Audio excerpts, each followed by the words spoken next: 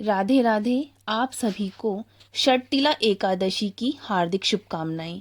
सनातन धर्म में एकादशी व्रत का बहुत अधिक महत्व है।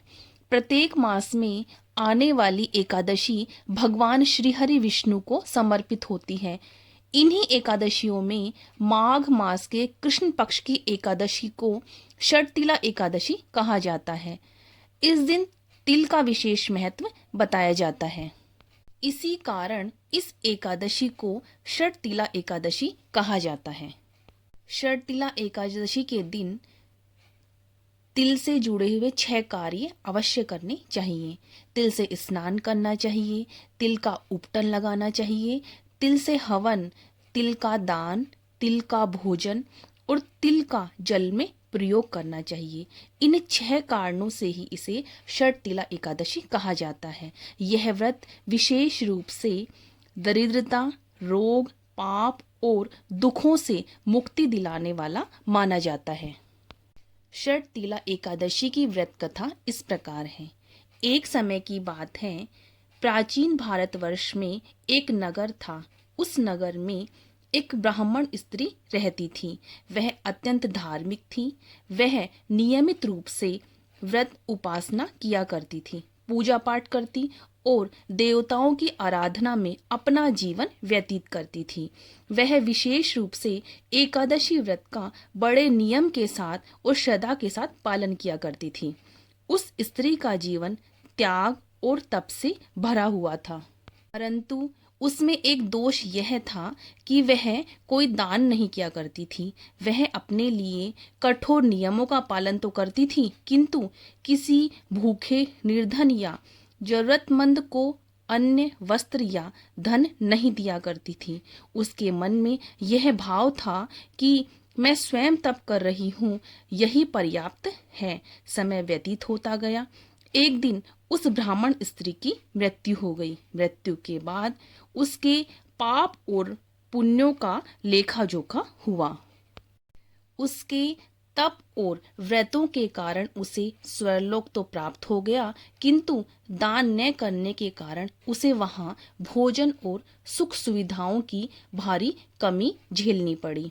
स्वर्ग में वह स्त्री भूखी प्यासी रहने लगी। वहां उसे न तो स्वादिष्ट भोजन मिलता, न ही वस्त्र मिलता और न ही किसी प्रकार का सुख मिला। परेशान होकर उसने देवताओं से प्रार्थना की। उसकी प्रार्थना भगवान विष्णु ने सुनी। भगवान विष्णु उसके सामने प्रकट हुए। वह स्त्री भगवान विष्णु को देखकर भाव विभोर हो गई और बोली, हे प्रभु, मैंने जीवन भर व्रत, तप और पूजा की है, फिर भी मुझे यहाँ इतना कष्ट क्यों मिल रहा है? भगवान विष्णु ने बहुत ही शांत स्वर में उत्तर दिया, हे ब्राह्मणी, तुमने जीवन भर व्रत किया, इसमें कोई संदेह नहीं है, किंतु तुमने कभी दान नहीं किया। व्रत बिना दान के अधूरा होता है, इसी कारण तुम्हें यह कष्ट सहन करना पड़ रहा है। यह सुनकर वह स्त्री बहुत अधिक दुखी हुई और बोली, हे प्रभु, अब मेरे लिए इसका क्या उपाय है? कृपा करके इस कष्ट से मुक्ति मुझे दिलाइए। भगवान विष्णु ने कहा, हे ब्राह्मणी, माघ मास के कृष्ण पक्ष की षटतिला एकादशी का व्रत यदि श्रद्धा और विश्वास के साथ विधि पूर्वक किया जाए, उसमें तिल का दान किया जाए, तो व्यक्ति के समस्त पाप नष्ट हो जाते हैं। इस व्रत के प्रभाव से दरिद्रता, रोग और दुख समाप्त होते हैं। भगवान विष्णु ने उसे बताया कि तिल ब्रह्मा से उत्पन्न माने जाते हैं। तिल का दान करने से यमलोक के भय से मुक्ति मिलती है। जो व्यक्ति षटतिला एकादशी का व्रत करता है, उसे स्वर्ग और अंत में मोक्ष की प्राप्ति होती है।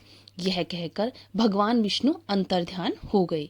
भगवान के आदेश से उस ब्राह्मण स्त्री को पुनः पृथ्वी लोक में जन्म मिला। इस प्रकार उसने निर्धन परिवार में जन्म लिया, ताकि वह दान का महत्व समझ सके। जैसे ही उसे अपने पूर्व जन्म की बातें स्मरण हुई, उसने षटतिला एकादशी व्रत करने का निश्चय किया। माघ मास में आने पर उसने पूरी श्रद्धा से इस व्रत का पालन किया।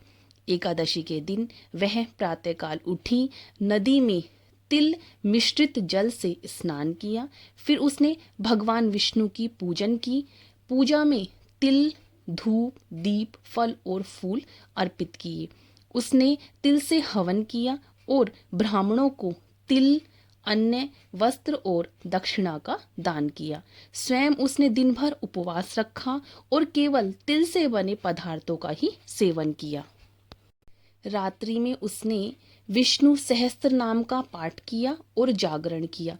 द्वादशी के दिन ब्राह्मणों को भोजन करवाया और फिर स्वयं भोजन किया।